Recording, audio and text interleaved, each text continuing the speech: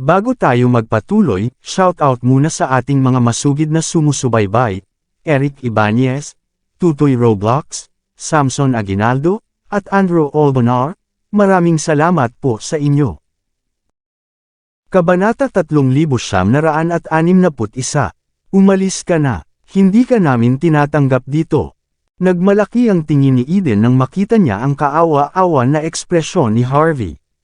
Para sa kapakanan ni Ellen, pakakawalan kita sa ngayon. Ang sabi, huwag mo akong sisihin sa mangyayari bukas. Sinulyapan ni Harvey si Ellen nang walang sabi-sabi, at hindi niya hahabulin si Eden para sa kanyang kapakanan, ngunit kung si Eden ay magdudulot ng higit na gulo, hindi tatuto si Harvey na harapin si Eden.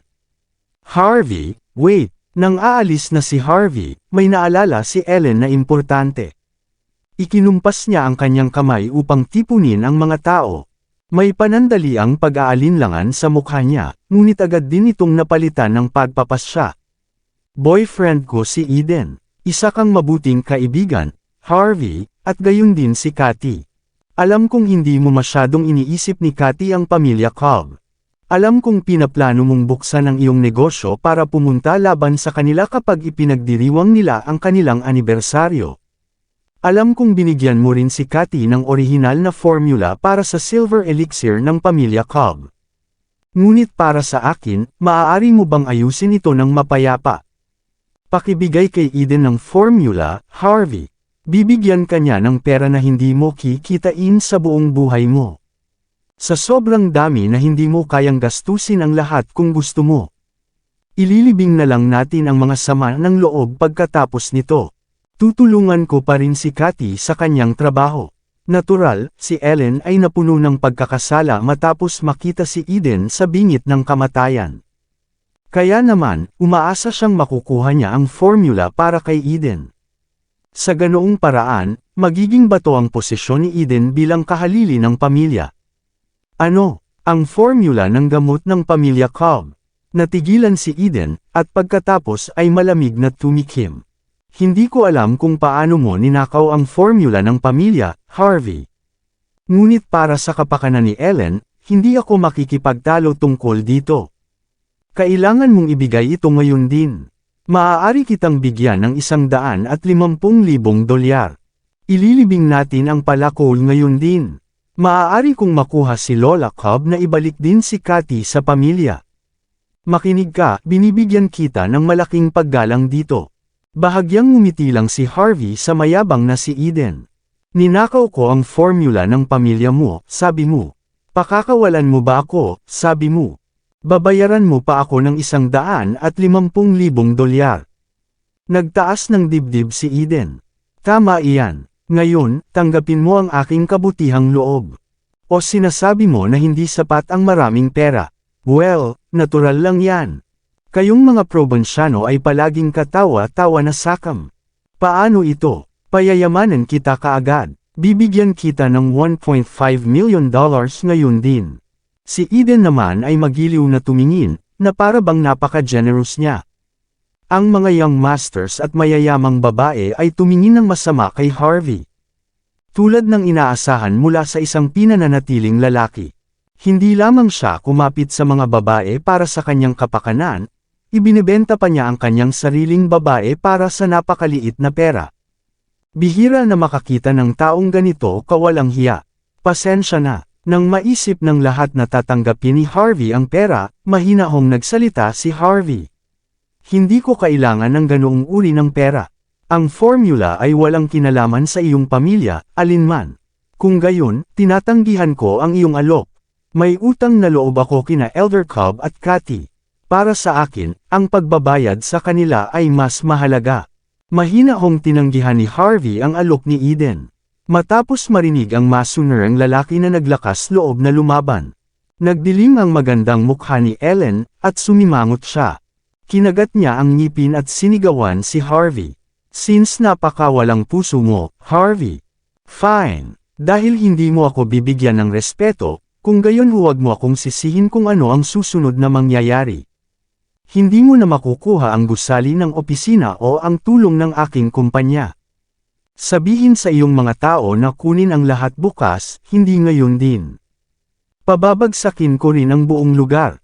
Wala kang makukuha sa akin.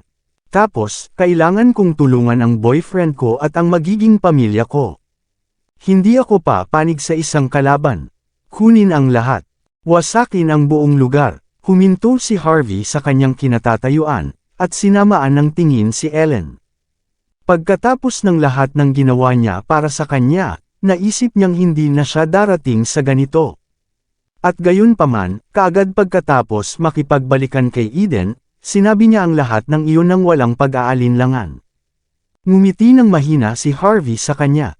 Sigurado ka bang gusto mong gawin mo yun? Sigurado ka bang gusto mong maging ganito? Bahagyang naningkit ang mga mata ni Ellen bago siya nag-iwas ng tingin.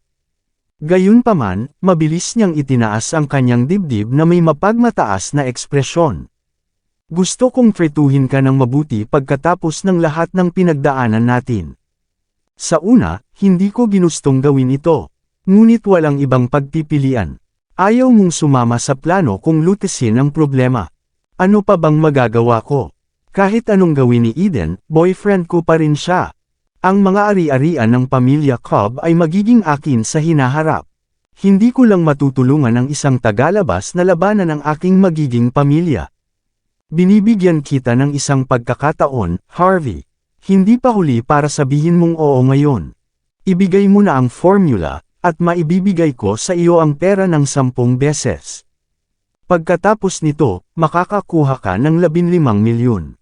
Kung hindi ibibigay ng pamilya Cobb ang perang iyon, ako mismo ang magbibigay nito. Mapait ang mukha ni Ellen, na para bang ginagawa niya ang lahat ng ito para sa kapakanan ni Harvey. I really do cherish the friendship we have, Harvey. Honest, tapos, iniligtas mo ang mag-ina ko. Sana ay manatiling maayos ka. Sinimulang sumigaw si Eden sa kay Harvey, at kamangmangan ang nakasulat sa buong mukha niya. Hoy, probinsyano, ang aking kasintahan ay nagbibigay sa iyo ng sapat na paggalang. Ito ay isang pagpapala para sa iyo. Tanggapin mo na. Sabi ko sa iyo. Hindi ka na magkakaroon ng isa pang pagkakataon pagkatapos nito. Humakbang si Harvey at sinulyapan si Ellen. Dahil nasa punto na tayo. Huwag nating pakialaman ang sama ng loob ni Cathy sa pamilya Cobb ngayon. Pag-usapan natin ang mismong formula. Ikaw ay mula sa itaas na grupo ng lipunan, kaya mayroon kang mga pamantayan. Dapat mong malaman na ang pamilya Cobb ay binuo mula sa pagbebenta ng gamot. Sa tingin mo ba talaga na ang formula mismo ay gagastos ka lang ng 15 milyon? Natigilan si Ellen. Binibili mo ang formula mula sa akin gamit ang pera, ngunit sa tingin mo ako ang nakikinabang dito. Isang buntong hininga ang pinakawala ni Harvey. Sa kanyang mga mata, si Ellen ay isang makatwirang tao. Kaya, hindi niya akalain na magiging ganito siya para sa kapakanan ni Eden. She was trying to take advantage of Harvey, yet she acted as if she was scoring him on her moral high ground. Hindi rin alam ni Harvey ang sasabihin. Naiintindihan ko ang sinasabi mo. Alam ko ang halaga ng formula. Ang pagmamataas ni Ellen ay tumaas sa mas mataas na taas pagkatapos siya ay hindi iginagalang ni Harvey, siya ay nagkaroon ng isang lubhang kakilakilabot na hitsura sa mukha niya. Sabi, dapat mong malaman na ang formula sa iyong mga kamay ay pagmamay-ari pa rin ng pamilya Cobb. Hindi mo ba naiintindihan kung gaano kakawalang hiya sa pagnanakaw ng formula na iyon at paghingi ng pera para dito? Iyan ay tama, malamig na bulalas ni Eden. Ang aming formula ay ninakaw 40 taon na ang nakakaraan. Pinaghihinalaan ko na ikaw ang magnanakaw noon pa. Kung hindi mo ibibigay sa amin ang formula, gagawin kitang mabuhay sa natitirang bahagi ng iyong buhay sa likod ng mga rehas. Narinig mo yun, Harvey? Gagawin niya na tawagan ang mga pulis anumang oras. Seryosong sabi ni Ellen, ikaw ay isang tao lamang mula sa bansa H. Hindi ka makakalaban sa pamilyang Cobb. Ibigay ang formula ngayon, at makukuha mo ang pera ng walang abala. Kung hindi, matatapos ka kapag dumating ang mga pulis. Higit sa lahat, magiging magkaibigan pa rin tayo kung ibibigay mo ito. Gamit ang pera, maaari kang manatili sa itaas na bilog ng lipunan. Sa ganoong paraan, pwede pa rin tayong maging magkaibigan. Hindi ba't mahusay iyon? Pag-isipan mo ito, Harvey. Humakbang si Valerie na naka-cross arms. Sapat na ang paggalang sa iyo ni Ellen at ng aking kapatid, Harvey. Sabi niya, malamig na nanlilisik sa kanya. Hindi mo ba naiintindihan kung ano ang kinakatawan ng aming pamilya sa lungsod na ito? Sinusubukan mong labanan kami gamit ang isang nakaw na formula. Sino ka sa tingin mo? Hindi mo ba alam na kung hindi dahil kay Ellen, hindi ka makakalabas ng police station? Ang mga asset na ginagamit mo para labanan ang pamilya Cobb ay hiniram lang din. At ngayon na binawi ni Ellen ang lahat, paano kung mayroon kang formula? Hindi ka mabubuhay kung wala ang tulong niya. Ngayon, ibigay mo na ang formula. Ang mga tao ay tumingin kay Harvey na may masamang ekspresyon. Alam nila na isang walang kahihiyan para kay Eden na ang kinan na si Harvey ay ang parehong tao na nagnakaw ng Formula 40 taon na ang nakalipas. Ngunit kung wala si Ellen, ang tanging suporta niya, maaaring samantalahin siya ng pamilyang Cobb.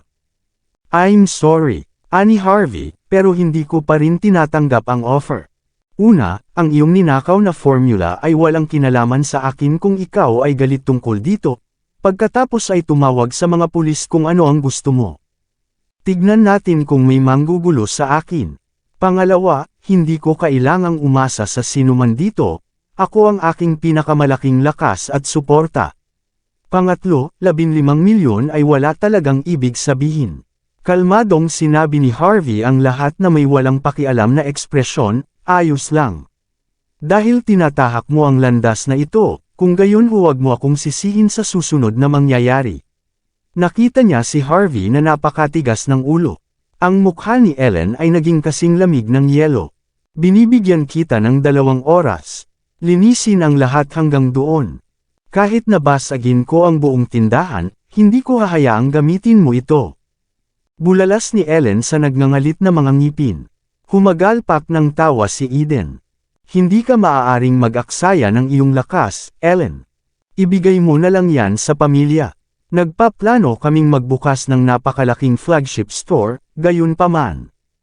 Kapag nangyari iyon, dapat kang mag-host ng anibersaryo. Ipapakita namin sa buong lungsod kung sino ang pinakamasayang mag-asawa dito. Maangas na tinitigan ni Eden si Harvey.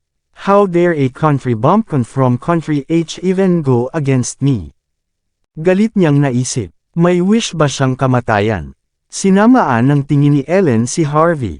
Gusto niyang makita kung ano ang magiging reaksyon nito, gusto niyang makita kung magagalit ba ito o nagagalit tungkol dito. Fine, mahinahong sabi ni Harvey. Tumalikod siya at umalis kaagad pagkatapos. Ni hindi niya sinubukang pigilan ang sinuman. Sa paraan ng pagkilos niya ay tila nakikipag-usap sina Ellen at Eden sa isang brick wall. At ito ay isang ganap na walang kwentang pag-uusap. Natigilan si Ellen. Akala niya ipapakita ni Harvey ang tunay niyang nararamdaman, at sigurado siyang nagdurusa si Harvey sa sakit at galit dahil sa kanya. Pagkatapos ng lahat, binawi niya ang tindahan na pinahiram niya kay Harvey, at siya ay naiwan na wala. Gayunpaman, hindi niya akalain na aalis lang si Harvey na parang ayos lang sa lahat. Sapat na ang kanyang pagiging mahinahon at desidido para magalit si Ellen. Kasabay nito, iniisip niya kung maaaring mali ang ginawa niya. Hindi na kailangang pangalagaan ang probinsya nung iyon, Ellen. Sa tingin ba niya hotshot siya? Si Eden ay isang bihasang manipulator, at mabilis niyang pinulupot ang braso sa maliit na baywang ni Ellen matapos siyang makitang medyo naging malambot ang puso. Sinasabi niya ang lahat ng iyon para kumilos ng malakas. Nagpapanggap lang siya. Kung maaari siyang magkaroon ng isang mayaman at kasing ganda mo, lalabanan niya ang buong mundo. Sobrang gusto ka niya. Malamang na napapanaginipan ka niya tuwing gabi. Tama ang pinili mo para bumalik. Nawalan siya ng pagkakataong yumaman. Nawalan siya ng pagkakataong makabalik. Galit siya. Masama ang loob niya. Nararamdaman ko. Gumagawa lang siya ng ganyan para makuha ang atensyon mo. Madali kong makita ang mga lame trick niya. Maaaring siya ay kalmado na parang hindi mahalaga sa kanya, ngunit sigurado ako na sa sandaling umalis siya, magsisimula na siyang umiyak sa isang sulok na walang makakakita. Sigurado si Eden na nakikita niya si Harvey. Ang mga taong tulad niya ay hindi na makakalaban muli pagkatapos mawala ang isang tulad mo. Ako ay naghinala na gumagawa lamang siya ng isang random na formula upang makuha ang iyong atensyon. Wala siya. Kung hindi, bakit siya maglalagay ng ganoong kalaking palabas? Ang $15 milyong ay isang magandang deal, sasabihin ko. Hindi siya ang uri ng tao na ibibigay ang pera para sa ilang walang kwentang formula, gayon paman. Kusang tumango si Valerie at ang iba pa. Nagulat sila na si Harvey ang may formula ng Cobb family. Medyo nagulat din sila nang makita siyang nagpapakita ng isang gulugod laban sa lahat ng kanilang kalokohan. Gayunpaman, nagkaunawaan ang lahat pagkatapos marinig ang mga salita ni Eden. Ang formula ng pamilyang Cobb ay maaaring isa lamang palaisipan. Nagpapanggap lang siya dahil wala siya nito in the first place. At the end of the day, talo lang siya. Wala siyang pagkakataon laban sa isang tulad ni Eden. Maraming salamat sa lahat ng sumusubaybay. Please subscribe and follow my YouTube and Facebook channel, Pilipino Novel. Maraming salamat po. Kabanata 3965. Tumango si Ellen matapos marinig ang sinabi ni Eden. Kung talagang may ganyang formula si Harvey, mayaman na siya ngayon. Bakit pa magbukas ng tindahan kasama si Cathy sa unang lugar? Higit sa lahat, wala si Cathy sa buong oras. Marahil ay nambobola lang si Harvey tungkol sa pagbubukas din ng tindahan. Siguro sinusubukan lang niyang agawin ang atensyon ni Ellen kaya magagamit niya siya para makabalik. Matapos mawala ng pagkakataon, walang pagpipilian si Harvey kundi ang umalis na may bagabag na puso. Malamang hindi siya makikita ni Ellen na may mukha na naman. Nang walang pag-aalinlangan, hinaplos ni Ellen ang mukha ni Eden na may malambing na tingin. I'm sorry, Eden, nasaktan ka ng sobra dahil sa akin. Ito ay wala. Para sa iyo, walang kahulugan ang sakit na ito. Ito ang simbolo ng pagmamahal ko sa iyo. Pagkatapos nito, mas mamahalin natin ang isa't isa. Isang malungkot na ngiti ang isinalubong ni Eden sa kanya. Hindi na ako magpapagulo kay Harvey para sa kapakanan mo. Ang Blackburn City Martial Arts Alliance, sa kabilang banda. Kahit ano paman, bahagi pa rin ako ng organisasyon. Binugbog pa ako ni Harvey sa Budokan dito. Hindi lang niya ako nirerespeto, hindi rin niya nirerespeto ang buong organisasyon. Si Senior Bierstadt ay parehong nangungunang disipulo ng organisasyon at ang taong namamahala dito. Kapag sinabi ko ito sa kanya, hindi niya pababayaan si Harvey. Maliban kung umalis si Harvey sa Blackburn City ngayon, hindi niya malalaman kung paano siya mamamatay mamaya. Nag-alinlangan si Ellen, ngunit hindi siya nagsalita bilang depensa ni Harvey. Nagkatinginan si Valerie at ang iba pa bago malamig na tumawa. How dare a country bumpkin like him challenge us elites from the upper social circle? Anong biro? May death wish ba siya? Nang magsimulang magligawan sina Eden at Ellen sa isa't isa, si Harvey, na akala ng iba ay umiiyak sa isang sulok. Siya ay bumalik sa flagship store. Habang inaayos pa ni Harper ang mga manggagawa para linisin ang lugar, pumalakpak si Harvey at tinawag ang lahat na tapos na. Magpapahinga tayo ngayon. Hindi mo na kailangang maglinis ngayon. Harper, kumuha ng ilang manggagawa para kunin ang lahat ng produkto at materyales dito. Hindi na natin magagamit ang lugar na ito, pero ayos lang. Kailangan lang nating maghanap ng ibang lugar para sa ating kumpanya at tindahan. Para kay Harvey, hanggat may pera, hindi magiging problema ang kumuha ng ibang tindahan. Ano, aalis na tayo? Natarante si Harper. Masasabi niyang hindi lang inililipat ni Harvey ang tindahan, kundi kailangan ding lumipat ng buong kumpanya. Bakit, Sir York? Ginagawa ng lahat ang kanilang makakaya dito. Nag-aatubili si Harper na umalis. Kahit na si Ellen ang nakakuha ng lahat dito, inilagay ni Harper ang kanyang puso at kaluluwa sa proyekto rin. Hindi niya matanggap na umalis sa lugar na iyon. Nakipag-away ako kay Ellen. Iniisip niya na lalaban ako sa kanya. Kaya, nagpasya siyang huwag ipahiram sa atin ang tindahan o ang gusali ng opisina.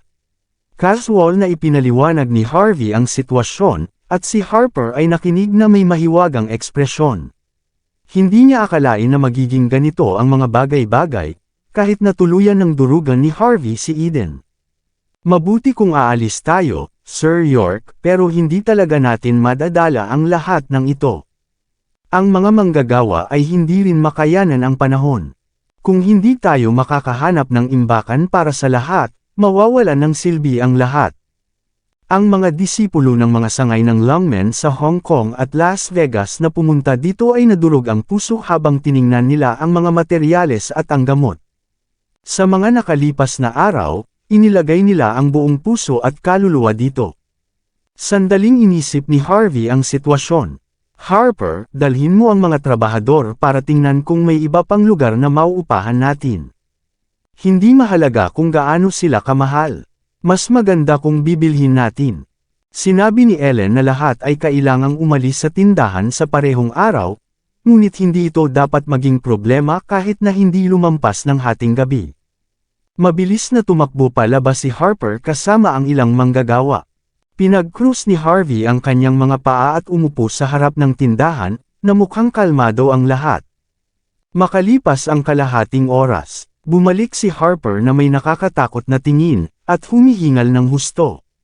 Sir York, ang mga tindahan sa malapit ay mula sa pamilyang Moreno, sa pamilyang Cobb, o sa pamilyang Lee. Hindi ko alam kung saan nila nakuha ang lahat ng nangyari, ngunit hindi nila ipapaupo ang kanilang mga tindahan para sa amin, at kahit gaano aming pera ang inaalok namin sa kanila. Naging malamig ang tingin ni Harvey. Saglit na nag-alinlangan si Harper matapos makita ang nagyayelong ekspresyon ni Harvey. Ang sabi, may isang lumang tindahan sa tabi ng gusali. Ngunit ito ay isang bahay na luma. Ito ay halos 100 square feet lamang. Sinabi ng may-ari na ibebenta niya ito sa amin ng $1.5 milyong. Ito ang nandoon. Itinuro ni Harper ang isang tindahan na hindi kalayuan dito. May maliit na lugar sa pagitan ng dalawang malalaking gusali. Ang lugar ay mukhang malapit ng gumuho, at marahil ay ilang dekada na ang edad. Dahil sa ganda ng buong kalye at sa mga palatandaang nakaharang sa daan, hindi nakita ni Harvey ang tindahan dati. Matapos tingnang mabuti, nakita niya ang isang tila sinaunang tanda ng tindahan. Ano ang ibinebenta ng tindahan? Curious na tanong ni Harvey. Sham goods. Sagot ni Harper na nag-aalala. Akala niya ay wala na siyang silbi para makahanap ng tindahan na kasing sketchy nito. Natigilan si Harvey saglit, tapos, kumagalpak siya ng tawa. Tama, kukunin ko yan. Sabihin mo sa may-ari na bibili ako. Pangasiwaan ang mga pamamaraan sa paglipat ngayong hapon. Bubuksan natin ang ating negosyo doon. Natapos ang tindahan sa lahat ng legal na pormalidad sa loob ng wala pang 1 oras. Hindi nagtagal, masayang umalis ang may-ari dala ang pera. Sinabi ni Harvey sa mga manggagawa na ilipat ang lahat ng kanilang mga materyales at produkto sa tindahan. Kasabay nito, nakakita siya ng mga taong magpapapintura sa tindahan bago tanggalin ang karatula sa pasukan. Sabi nga, walang oras para i-renovate ang lugar sa ngayon. Nagpasya si Harvey na huwag tanggalin ang karatula sa pag-upo upang mapanatili ang orihinal na estilo ng tindahan. Ang hitsura ng tindahan ay hindi mahalaga kay Harvey. Ang pinakamahalagang bagay ay laban sa pamilya Cobb sa kanilang anibersaryo. Dahil si Ellen at ang pamilyang Cobb ay nagbabalak na durugan siya, ayaw niyang ipakita sa kanila kung ano talaga ang kawalan ng pag-asa. Pagkatapos mag-alinlangan sa isang buong gabi, sa wakas ay nagpasya si Ellen na huwag magpigil dahil hindi pinahahalagahan ni Harvey ang kanyang mga pabor. Kinaumagahan, dinala niya si Eden at ang isang malaking grupo ng mga tao sa inayos na tindahan para tingnan kung si Harvey at ang iba ay wala na. Maliban sa mga produkto at materyales, lahat ng iba ay nasa parehong lugar pa rin. Medyo nalungkot si Ellen sa nakita. Maya-maya, napansin nila ang isang maliit na tindahan sa tabi ng gusali ng opisina. Ha! Tumingin ka dyan. Mukhang nagbukas ng bagong tindahan si Harvey York. Tiyak na nagbebenta siya ng mga paninda o isang bagay. Ito ay isang maliit na lugar, at ito ay na-renovate 30 taon na ang nakakaraan. Itim din ang mga dingding. Kahit ang tindahan na ni-renovate ni Ellen ay lubos na mababa kumpara sa tindahan ng pamilya Cobb, pabayaan ang isang ito. Hindi ba siya nabaliw pagkatapos ng lahat ng paghihirap na iyon, tama ba? Bakit siya magbubukas ng ganitong tindahan? Sigurado ka bang ginagamit mo ang lugar na ito para itayo ang iyong negosyo? Sigurado ka bang magagawa mo ang anumang bagay sa pamilya Cobb dito? Wala ka bang kahihiyan? O naghahalusinate ka lang sa puntong ito? Ininsulto ni Ellen at ng iba pa si Harvey. Hindi nila inaasahan na magbubukas pa rin ng tindahan ang probinsya nung ito sa kabila ng lahat ng nangyari. Si Eden at ang iba ay humagalpak ng tawa, at hindi pa sila nakakita ng taong napakatanga sa buong buhay nila. Hoy! Mas mabuting huwag na kayong pumunta sa aming tindahan. Malas! Dinala ni Ellen ang iba sa pasukan ng tindahan, at sinigawan si Harper at ang iba pa.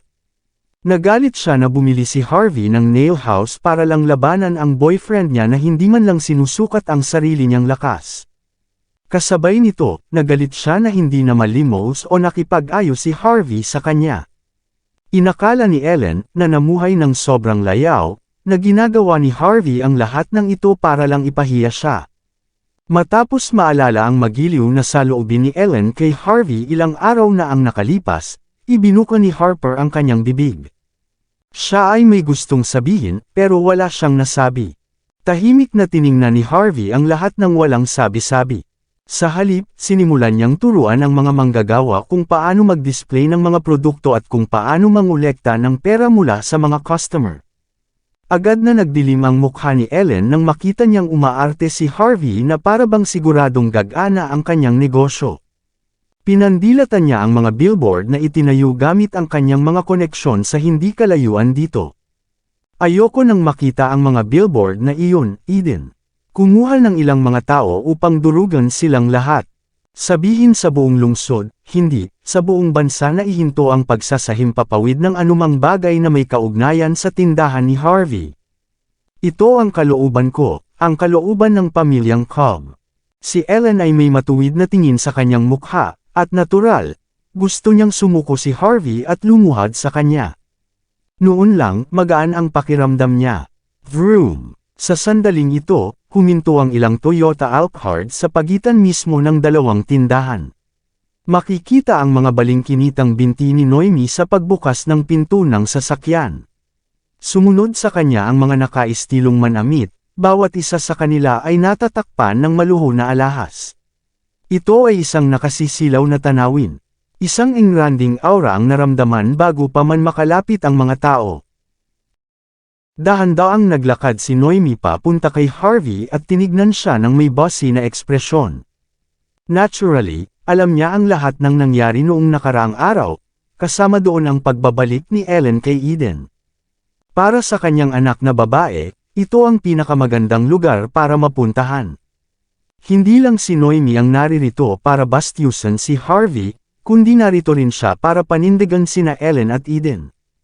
Anong pakiramdam, Harvey? Ngayon, nagsisimula ka na bang magsisi sa hindi pagdinig sa aking mga babala?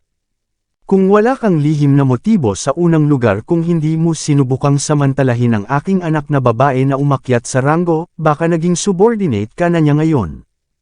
Hindi mo na kailangang umalis sa tindahan, at malamang na magkakaroon ka ng lahat ng suporta ng pamilya Moreno. Sayang naunahan ka ng kasakiman mo. Ang iniisip mo lang ay umakyat ng ranggo.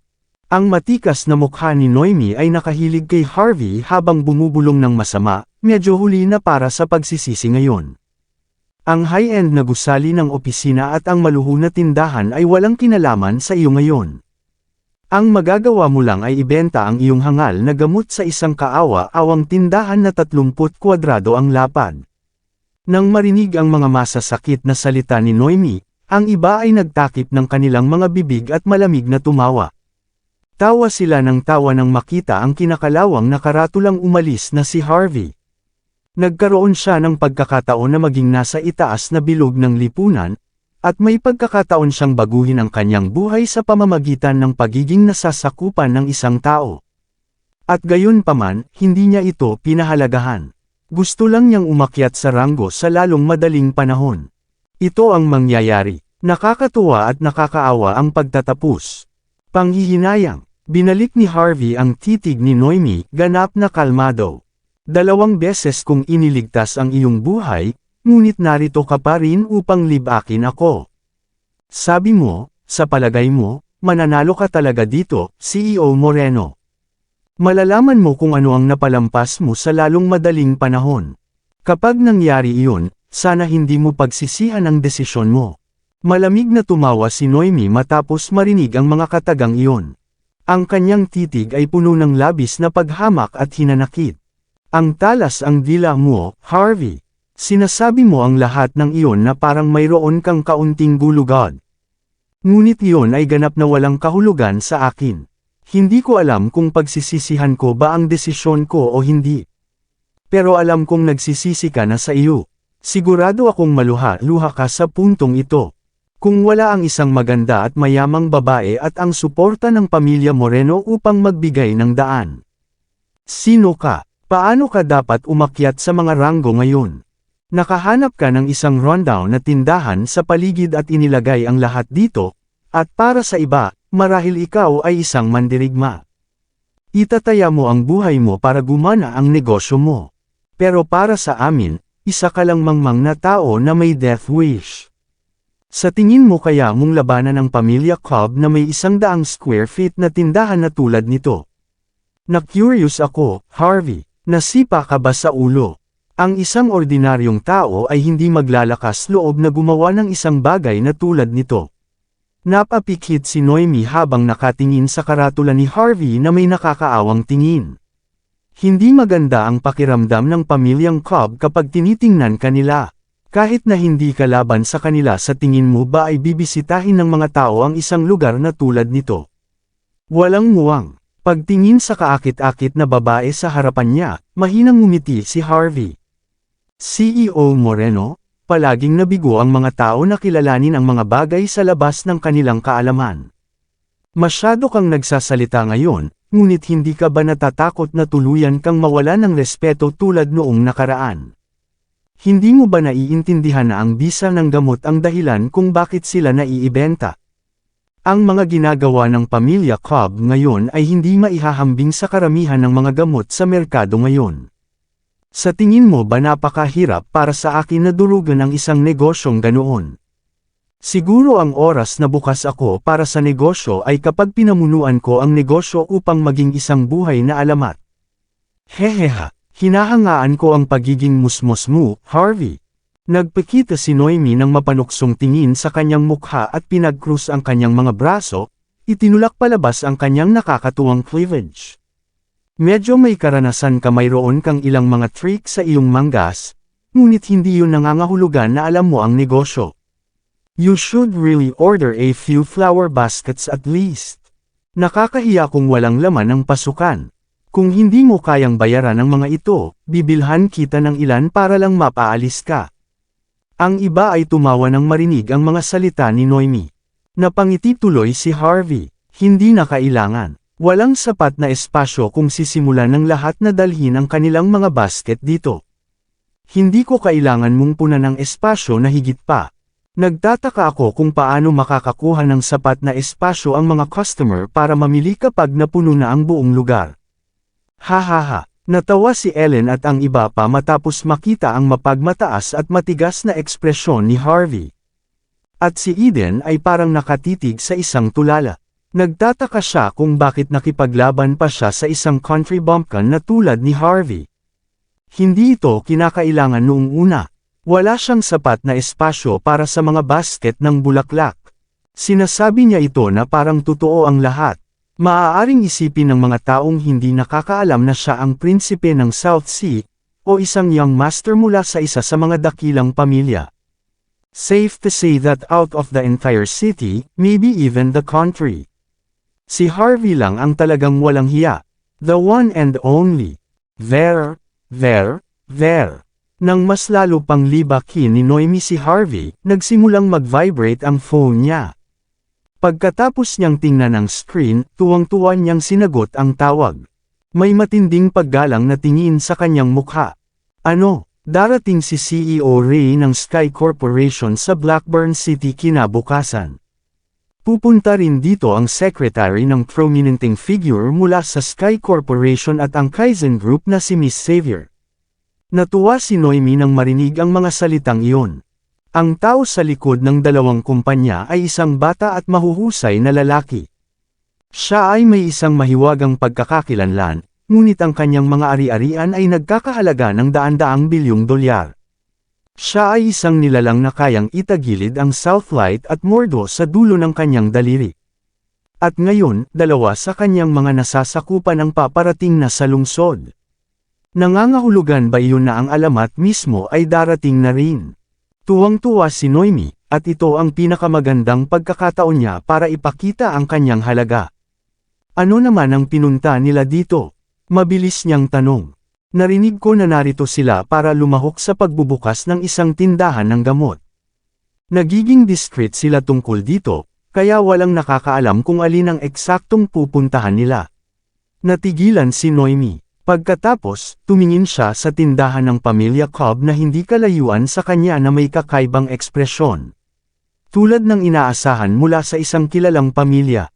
Sila ang dating pinuno ng malalaking pamilya kung tutuusin. Ang pamilya Moreno ay hindi makakalaban sa kanila. Clack! Tinadyakan ni Ellen ang billboard na binayaran niya ng mabigat na presyo sa lupa, galit na galit. Kabanata 3970. Hindi na pinansin ni Harvey si Noemi at ang iba pa, at casual na umalis sa lugar pagkatapos magbigay ng mga tagubilin sa mga manggagawa.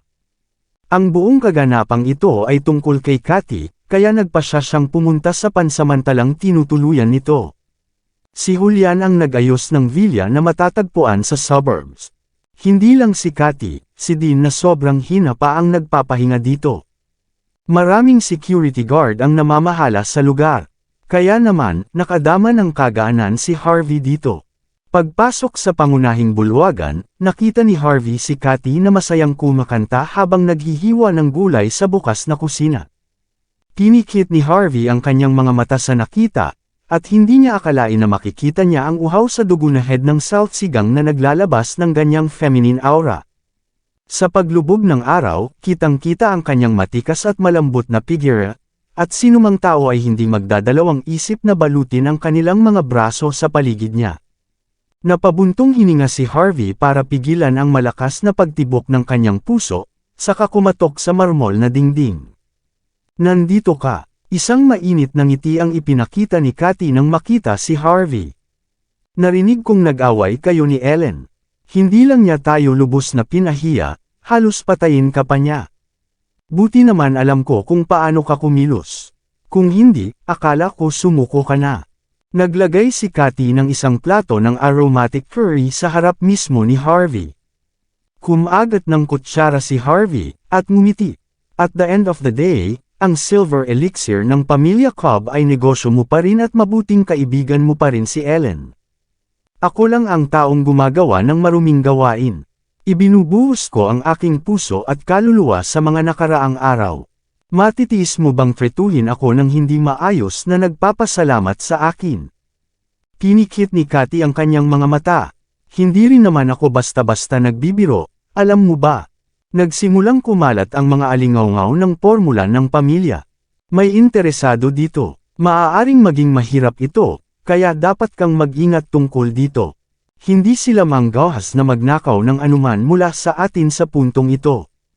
Nagkibit balikat si Harvey. Sa anumang kaso, haharapin ko ang tindahan habang pinapanatili mong ligtas ang formula. Hindi ko na magiging responsibilidad kung nagawa mong mawala ito kahit papaano. Nakangiti si Cathy noon. Pagkatapos, ipinakita niya kay Harvey ang isang video sa kanyang telepono. Ang isang mahiwagang pabrika ay nagtatrabaho sa buong orasan upang makagawa ng mga sample. Ito ang aktwal na silver elixir. Ang mga nakuha ni Harvey sa tindahan ay mga distractions lamang. Hindi masama. Tumango si Harvey pagkatapos ng ilang sulyap. Mas lalo niyang hinangaan ang pasensya at pagsusumikap ni Cathy. Matapos itago ang sarili sa pamilya Cobb, inalagaan niya si Dean habang tahimik na gumagawa ng mga silver elixir. Hindi kayang ikumpara ng maraming tao sa pamilya ang kanilang sarili sa kanya. Dahil masaya ka sa mga pagsasaayos, paano mo pinaplano na makitungo sa aking mahal na kaibigan? Kailan mo siya ay pagsisisi sa mga desisyon niya? Napangiti si Harvey. Siya ay ganap na nabulag ng pag-ibig. Kung mas pinipilit natin siya, mas lalo siyang mabalisa. Magdaragdag tayo ng higit pang problema sa ating listahan kung iyon ang kaso. Magsisimula na tayo sa ating negosyo, gayon paman. Hindi pa huli ang pakikitungo sa kanya pagkatapos nating gumawa ng pangalan sa ating sarili.